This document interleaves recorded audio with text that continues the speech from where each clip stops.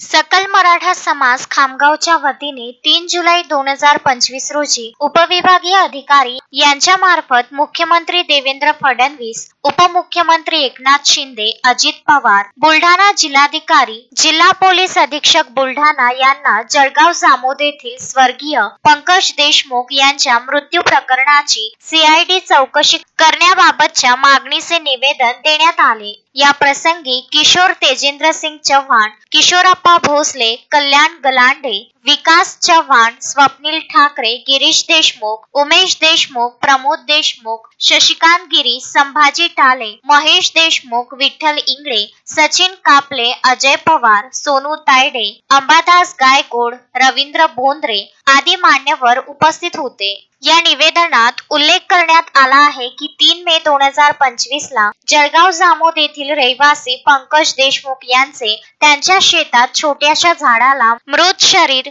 लटकविलेले दिसले। त्या मृत शरीराचे पाय जमिनीवर टेकलेले होते। त्यांच्या शरीरावर अनेक जखमा व मुकामार लागलेल्या खुणा दिसत होत्या। सोबतच कानामागून रक्तस्राव होत होता। हाताची बोटे मोडलेली दिसत होती। हातावर अग्नीचे चटके दिल्याप्रमाणे जखमा दिसत होत्या। तसेच त्यांच्या तळपायाच्या जखमा रक्ताने माखलेल्या होत्या। असे सदृश्य वास्तव चित्र घटनास्थळी असताना मृत पंकज देशमुख यांच्या शरीराचे शवविच्छेदन जळगाव जामोद येथील उपजिल्हा रुग्णालयात न करता तसेच मृत पंकज देशमुख यांच्या परिवारातील सदस्यांना विश्वासात न घेता अकोला येथे नेऊन त्यांचे शवविच्छेदन करणे अशा या प्रकरणातील बऱ्याचशा गोष्टी या घटनेबाबत संशय निर्माण करणाऱ्या आहेत। यामुळे स्वर्गीय पंकज देशमुख यांच्या पत्नी सदर प्रकरणाची CID चौकशी करण्याची मागणी वारंवार करीत आहेत। आम्ही सुद्धा त्यांच्या या मागणीचे समर्थन करीत आहोत।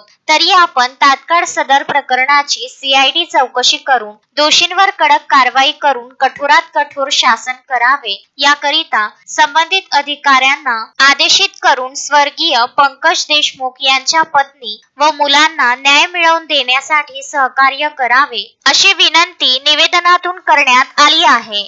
जळगाव जामोद येथील रहिवासी स्वर्गीय पंकज देशमुख आमच्या खामगावकरांचे जावई यांचा 3 मेला त्यांच्या शेतामध्ये मृतदेह लटकलेल्या अवस्थेत आढळून आला।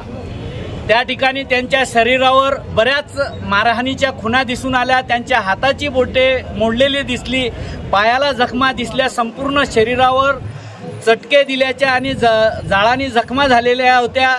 अशा जखमा त्या ठिकाणी दिसत होत्या। एकंदरीत त्यांचा मृत जो शरीर आहे त्याला कुणीतरी मारलं असल्याचं किंवा त्यांचा घातपात झाल्याचा संशय संपूर्ण परिसरातील नागरिकांना होता।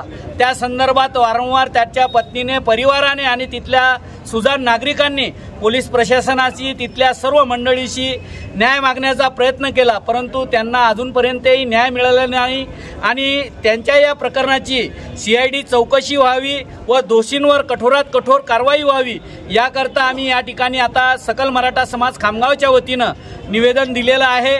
जर त्यांना न्याय मिळाला नाही तर आम्ही याहीपेक्षा कठोर असं आंदोलन या ठिकाणी करणार आहोत।